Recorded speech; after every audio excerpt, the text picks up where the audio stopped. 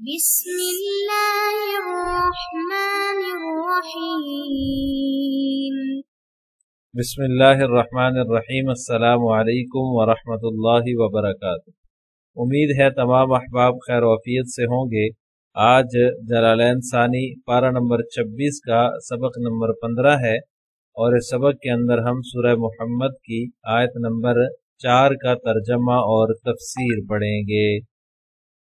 پہلے آیت کا ترجمہ دیکھ لیں۔ فَإِذَا لَقِيتُمُ الَّذِينَ كَفَرُوا فَضَرْبَ الرِّقَابِ حَتَّى إِذَا أَثْخَنْتُمُوهُمْ فَشُدُّوا الْوَثَاقَ فَإِمَّا مَنًّا بَعْدُ وَإِمَّا فِدَاءً حَتَّى تَضَعَ الْحَرْبُ أَوْزَارَهَا ذَلِكَ وَلَوْ يَشَاءُ اللَّهُ لَانتَصَرَ مِنْهُمْ وَلَكِنْ لِيَبْلُوَ بَعْضَكُمْ بِبَعْضٍ وَالَّذِينَ قُتِلُوا فِي سَبِيلِ اللَّهِ فَلَن يُضِلَّ أَعْمَالَهُمْ۔ اس کا ترجمہ یہ ہے، اور جب ان لوگوں سے تمہارا مقابلہ ہو جنہوں نے کفر اختیار کیا، فَضَرْبَ الرِّقَابِ تو گردنیں مارو، حَتَّى إِذَا أَثْخَنْتُمُوهُمْ فَشُدُّوا الْوَثَاقَ یہاں تک کہ جب تم ان کی طاقت کچل چکے تو مضبوطی سے گرفتار کر لو۔ فَإِمَّا مَنًّا بَعْدُ وَإِمَّا فِدَاءً پھر چاہے احسان کر کے چھوڑ دو، وَإِمَّا فِدَاءً یا فدیہ لے کر، حَتَّى تَضَعَ الْحَرْبُ أَوْزَارَهَا یہاں تک کہ جنگ اپنے ہتھیار پھینک کر ختم ہو جائے۔ ذَلِكَ وَلَوْ يَشَاءُ اللَّهُ لَانتَصَرَ مِنْهُمْ تمہیں تو یہی حکم ہے، اور اگر اللہ چاہتا تو خود ان سے انتقام لے لیتا، لیکن وہ تمہیں یہ حکم اس لیے دے رہا ہے تاکہ تمہارا ایک دوسرے کے ذریعے امتحان لے، وَلَكِنْ لِيَبْلُوَ بَعْضَكُمْ بِبَعْضٍ تاکہ تمہارا ایک دوسرے کے ذریعے امتحان لے۔ وَالَّذِينَ قُتِلُوا فِي سَبِيلِ اللَّهِ اور جو لوگ اللہ کے راستے میں قتل ہوئے، فَلَن يُضِلَّ أَعْمَالَهُمْ تو اللہ ان کے اعمال کو ہرگز ضائع نہیں کرے گا۔ عزیز طلبہ، اس آیت میں اللہ تبارک و تعالی نے جہاد کے احکام کو سختی سے بیان فرمایا ہے کہ مومنوں کو یہ حکم دیا جا رہا ہے، جنگی احکام دیے جا رہے ہیں کہ جب کفار سے مٹ بیڑ ہو جائے تو ان کی گردنیں مارو۔ لقیتم سے مطلقاً ملاقات مراد نہیں ہے، بلکہ حالت جنگ میں 10 بدس جب لڑائی شروع ہو جائے تو اس وقت کی بات ہے، تو اس وقت تم ان کی خوب گردنیں مارو، اور ان کی خونریزی کے بعد جب ان کی داغ بیٹھ جائے، دشمن جو ہے وہ ٹوٹ جائے، ہار جائے، تو ان باقی لوگوں کو جو بچ جائیں ان کو مضبوطی سے پھر باندھ لو، قید کر لو تاکہ وہ بھاگ نہ سکیں، اور ہو سکتا ہے کہ وہ اس قید و بند سے عبرت حاصل کریں اور حق کا راستہ اختیار کر لیں ان میں سے کچھ لوگ۔ تو جب لڑائی ختم ہو جائے اور تضع الحرب أوزارها مارکا پورا ہو جائے تو پھر تمہیں 2 باتوں کا اختیار ہے، یا تو فدیہ لے کر تم جو ہے وہ چھوڑ دو قیدیوں کو، یا پھر یہ کہ کچھ لیے بغیر جو ہے وہ بغیر کسی فدیے کے احسان کے طور پر قیدیوں کو چھوڑ دو۔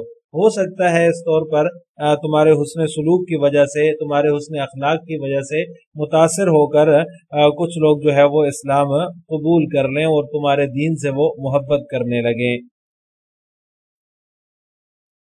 تو اس آیت سے مفسرین فرماتے ہیں 2 باتیں ثابت ہوتی ہیں۔ پہلی یہ کہ جب قتال کے ذریعے کفار کی شان و شوکت ٹوٹ جائے تو اب بجائے قتل کرنے کے ان کو قید کر لینا چاہیے۔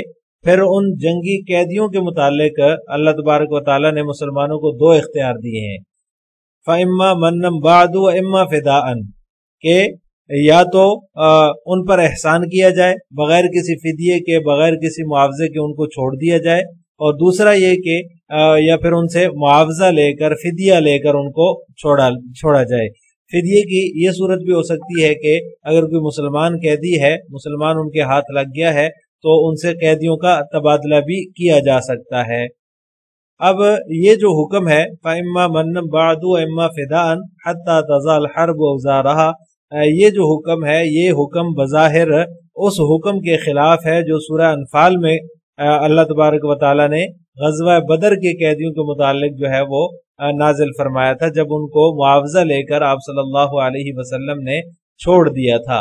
یعنی جنگ بدر کے اندر جو 70 کفار گرفتار ہوئے تو ان کو آپ صلی اللہ علیہ وسلم نے صحابہ کرام کے مشورے سے، اکثریت جو صحابہ کرام کی تھی، انہوں نے یہ مشورہ دیا کہ ان کو فدیہ لے کر چھوڑ دینا چاہیے، تو اس پر آپ صلی اللہ علیہ وسلم نے ان کو فدیہ لے کر چھوڑ دیا تھا۔ تو سورہ انفال کے اندر اس پر جو ہے وہ ناپسندیدگی کا اظہار اللہ تبارک و تعالیٰ نے فرمایا تھا کہ روایت میں آتا ہے آپ صلی اللہ علیہ وسلم نے فرمایا کہ اللہ تعالیٰ کی طرف سے جو ہے وہ ہمارے اس عمل پر عذاب قریب آ گیا تھا، اگر عذاب آ جاتا تو حضرت عمر بن خطاب رضی اللہ تعالیٰ عنہ اور حضرت سعد بن معاذ رضی اللہ تعالیٰ عنہ کے کوئی نہ بچتا، یعنی کہ ان دو حضرات کی یہ رائے نہیں تھی، وہ حضرات ان کو قیدیوں کو قتل کرنے کی رائے رکھتے تھے، تو اس وجہ سے آپ صلی اللہ علیہ وسلم نے فرمایا کہ اگر عذاب آ جاتا تو سوائے حضرت عمر کے اور حضرت سعد بن معاذ رضی اللہ تعالیٰ عنہما کے کوئی بھی اس عذاب سے نہ بچتا۔ تو سورہ انفال کے اندر اس بات پر کہ قیدیوں کو فدیہ لے کر چھوڑ دیا گیا تھا، اس پر اللہ تبارک و تعالیٰ نے جو ہے وہ عتاب نازل فرمایا اور ناراضگی کا اظہار فرمایا۔ تو اس سے یہ نتیجہ نکالا جا سکتا تھا کہ آئندہ بھی قیدیوں کو چھوڑنا جائز نہیں ہے یا پھر ان کا چھوڑنا جائز نہ ہو۔ تو اس آیت کے اندر فَإِمَّا مَنًّا بَعْدُ وَإِمَّا فِدَاءً کے اندر اللہ تبارک و تعالیٰ نے یہ وضاحت فرما دی کہ دشمن کی طاقت کو کچلنے کے بعد ان کو چھوڑنے میں کوئی حرج نہیں ہے۔ وہ جو کفار بدر کو چھوڑنے پر اللہ تبارک و تعالیٰ نے ناراضگی کا اظہار فرمایا تو اس وجہ سے تھا کہ اس وقت ان کی حالت کو نہیں کچلا گیا تھا، ان کی جو طاقت تھی اس کو نہیں کچلا گیا تھا۔ اگر آپ ان کی طاقت کو کچلے بغیر ان کو چھوڑ دیتے ہیں تو وہ اس کے نتیجے میں مزید طاقتور ہوں گے اور وہ مضبوط ہوں گے۔ تو اس وجہ سے سورہ انفال کے اندر اللہ تبارک و تعالیٰ نے ناپسندیدگی کا اظہار فرمایا۔ اگر ان کی طاقت آپ نے کچل دی ہے، طاقت کچلنے کے بعد آپ ان کو رہا کر رہے ہیں تو پھر اس قسم کا کوئی خطرہ نہیں ہے۔ اس صورت میں آپ کو دو چیزوں کا اختیار ہے، یا تو پھر آپ فدیہ لے کر ان کو چھوڑ دیں یا بغیر فدیے کے احسان کر کے ان کو چھوڑ دیں۔ مفسرین فرماتے ہیں کہ جو جنگی قیدی ہوتے ہیں، جنگی قیدیوں کو کے احکام کے متعلق فرماتے ہیں کہ اسلامی حکومت کو جنگی قیدیوں کے متعلق 4 قسم کے اختیارات ملتے ہیں۔ ان میں سے پہلا اختیار تو یہ ہے کہ قیدیوں کو بلا معاوضہ چھوڑ دینا چاہیے احسان کے طور پر، یعنی کہ احسان کرتے ہی ان کو چھوڑ دینا چاہیے۔ یہ اسلامی حکومت کا اختیار ہے، اگر اسلامی حکومت ایسا کرنا چاہتی ہے تو وہ کر سکتی ہے۔ نمبر 2، دوسرا اختیار اسلامی حکومت کو یہ ملتا ہے کہ قیدیوں کا تبادلہ کر لے یا کوئی معاوضہ لے لے، یعنی کہ اگر کوئی مسلمان کفار کی قید میں ہے تو ان کے بدلے میں اپنے قیدی مانگ لے یا پھر کوئی اور معاوضہ کر لیں، تو یہ اسلامی حکومت کا اختیار ہے، اسلامی حکومت ایسے کر سکتی ہے۔ تیسرا اختیار اسلامی حکومت کو جو ملتا ہے وہ یہ ہے کہ ان کو قتل کرنا، یعنی کہ ان کو قتل کیا جا سکتا ہے۔ ایسا نہیں ہے، اگر اسلامی حکومت یہ سمجھتی ہے کہ اگر دشمن کو ہم نے چھوڑ دیا، قیدیوں کو چھوڑ دیا تو یہ ہمارے لیے خطرہ بن سکتے ہیں یا پھر جو ہے وہ ہمارے لیے مشکل پیدا کر سکتے ہیں، تو ان کو قتل کرنا بھی جائز ہے۔ اور چوتھا اختیار جو اسلامی حکومت کو حاصل ہوتا ہے وہ یہ ہے کہ ان کو غلام بنا لیا جائے۔ اگر وہ مسلمانوں کے لیے کسی قسم کی کوئی خدمات سر انجام دے سکتے ہوں تو غلام بنانے میں بھی کوئی حرج نہیں ہے، اسلامی حکومت کو اختیار ہے، وہ ان کو غلام بنا کر کے رکھ سکتی ہے۔ پھر غلاموں کے ساتھ جو حسن سلوک کے احکام ہے، تاکید ہے، اس کو مد نظر رکھنا ہوگا اور ان کے ساتھ بھائیوں جیسا جو ہے وہ رویہ رکھنا ہوگا، ان کو بھائیوں کا سا درجہ دینا ہوگا۔ ان چاروں صورتوں کے اندر کوئی بھی صورت لازم نہیں ہے، بلکہ یہ اسلامی حکومت کا اختیار ہے، حالات کے مطابق وہ جیسے بھی چاہے کسی بھی صورت کو اختیار کر سکتی ہے۔ لیکن یہ اس وقت ہے جب کسی سے قیدیوں کے بارے میں کوئی معاہدہ نہ ہوا ہو۔ اگر کسی سے کوئی معاہدہ ہوا ہے تو پھر ایسا نہیں کر سکتے، تو مسلمانوں پر اس معاہدے کی پاسداری لازم ہے۔ آج کل چونکہ بین الاقوامی طور پر اکثر ملکوں نے جنگی قیدیوں کے حوالے سے یہ معاہدہ کیا ہوا ہے کہ وہ قیدیوں کو نہ تو قتل کریں گے اور نہ ہی غلام بنائیں گے. تو جتنے ممالک بھی اس معاہدے کے تحت شریک ہیں اور شامل ہیں اس معاہدے میں تو ان پر اس معاہدے کی پابندی شرعاً لازم ہے. اب تفسیر جلالین ملاحظہ ہو. فَإِذَا لَقِيتُمُ الَّذِينَ كَفَرُوا فَضَرْبَ الرِّقَابِ مَصْدَرٌ بَدَلٌ مِّنَ اللَّفْظِ بِفِعْلِهِ. مصدر بدل من اللفظ بفعلہ لا کر مصنف رحمہ اللہ تعالی یہاں سے اس کی جو ہے وہ ترکیب بیان فرمانا چاہ رہے ہیں فضرب الرقاب کی کہ یہ مصدر ہے جو اپنے فعل کے عوض میں ہے.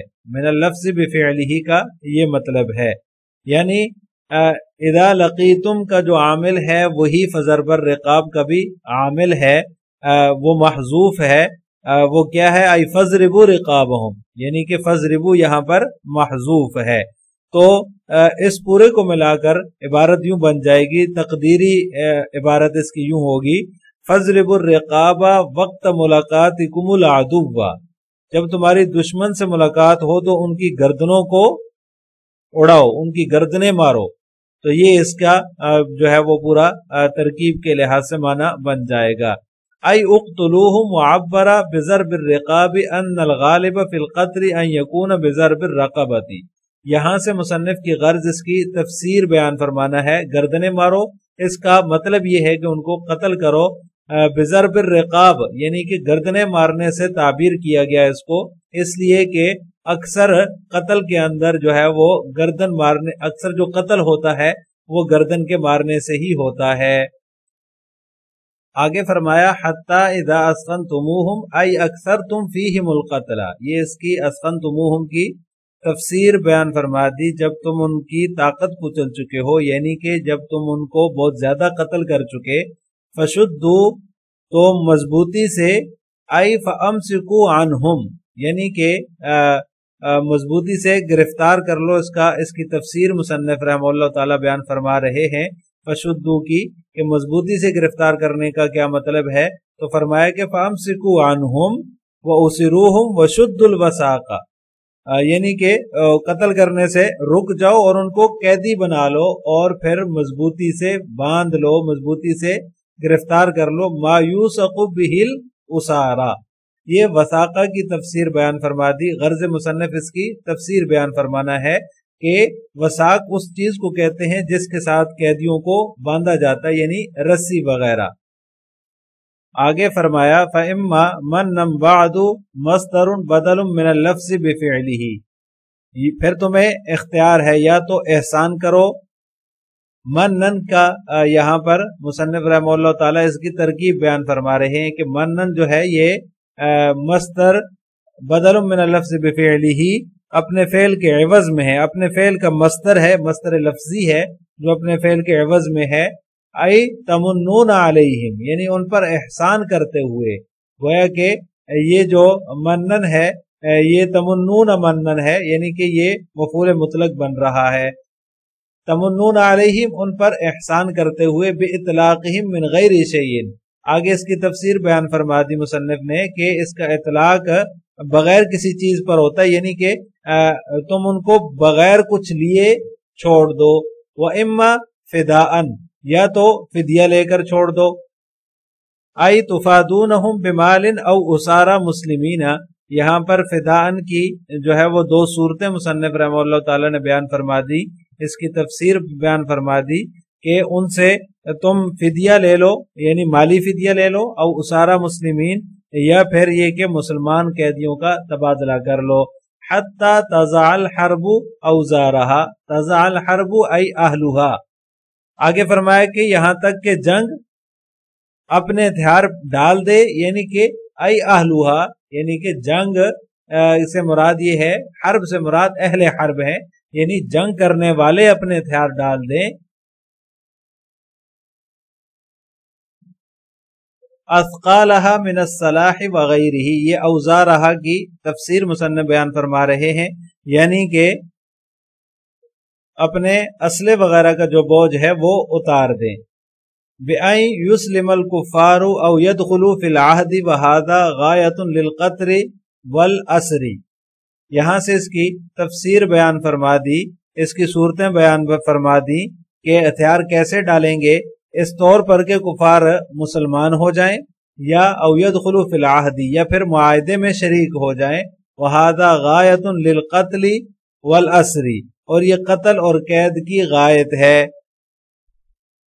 یعنی کہ جب جنگ ہتھیار ڈال دے تو اس وقت دشمن کا دم خم بالکل نکل جائے تو اس وقت پھر قتل اور قید کرنا دونوں موقوف کر دو۔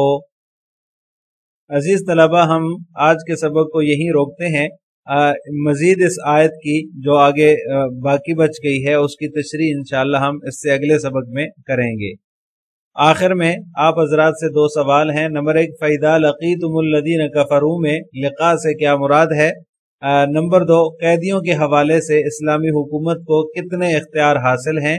ان دونوں سوالوں کا جواب آپ نے کمنٹ باکس میں دینا ہے۔